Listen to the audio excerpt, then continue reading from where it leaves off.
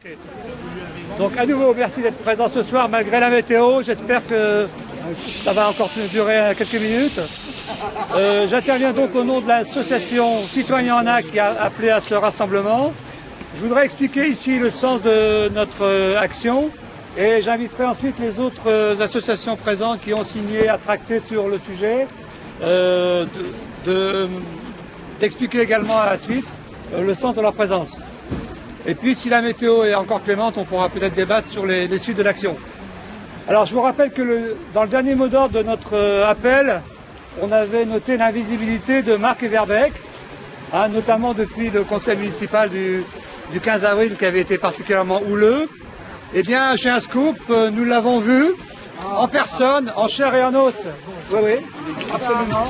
Dimanche au marché. Voilà.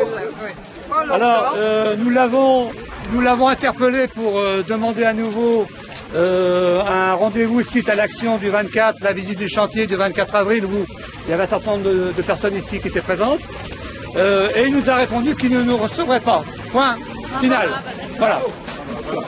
Donc, voilà, ça se passe le commentaire. Démocratie, voilà. Démocratie. Alors, je voudrais revenir maintenant sur ce qu'on appelle saccage de la mairie. Alors, il ne s'agit pas d'esthétique, parce que sur ce sujet, on peut toujours discuter l'esthétique, etc.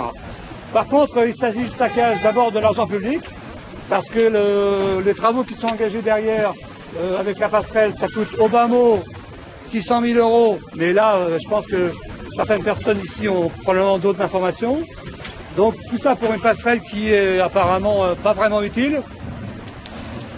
Ensuite, deuxième saccage, c'est la mémoire de la ville, puisque l'un des éléments d'architecture que tout le monde connaît ici, c'est quand même l'escalier monumental de la ville qui va normalement disparaître si le projet aboutit. Ensuite, je dirais aussi saccage des pratiques symboliques, parce que si on a bien compris le projet, on ne sortira plus jamais par cette porte-là. Et sortir quand on est marié d'une mairie comme ça, c'est quand même un symbole. Et je pense qu'il y a des générations de bagnotiers qui sont passées par là. Moi-même, je suis passé par là en 90.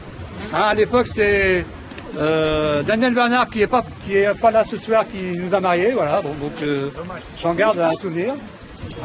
C'est dommage. Entre parenthèses, j'en profite pour vous inviter à aller tous si vous voulez braver la pluie, à la célébration du mariage pour tous qui a lieu ce soir, 21 mai, place de la Bastille, pour ceux qui veulent célébrer ce mariage pour tous. Voilà. Mais plus sérieusement, ce qui a déclenché notre colère, c'est, et je pense que là je parle au nom de tout le monde ici, c'est le mépris de la parole donnée. Depuis décembre, le maire nous promet de consulter les habitants sur l'aménagement de la mairie historique suite aux différentes remarques qui lui ont été faites. La concertation n'a pas eu lieu. Le 15 avril, en conseil municipal, il a réitéré l'affirmation qu'il n'y aurait pas de travaux d'engagés avant concertation.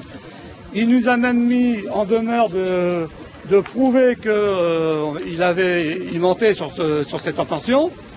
Et voilà ce qui se passe. On sait que maintenant, une semaine avant, il avait déposé un permis de construire modificatif dans lequel les travaux de la mairie historique sont prévus. Donc ça veut dire que au moment où il nous a annoncé qu'il consulterait les gens, il avait déjà déposé un permis de construire.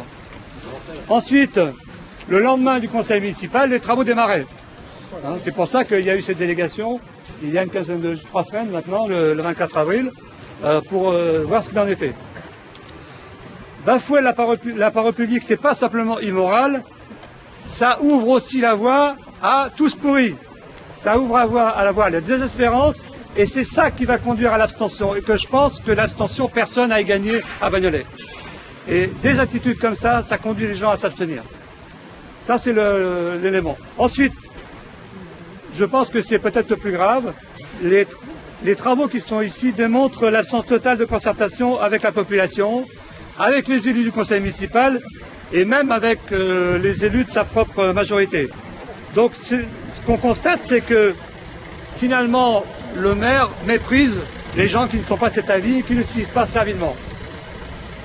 Nos anciens ont pas pris la Bastille pour qu'on se retrouve aujourd'hui à remplacer une noblesse par des potentats locaux qui sont élus pour 6 ans, mais c'est tout. Hein. Donc je pense que la concertation, c'est un moyen élément, c'était essentiel.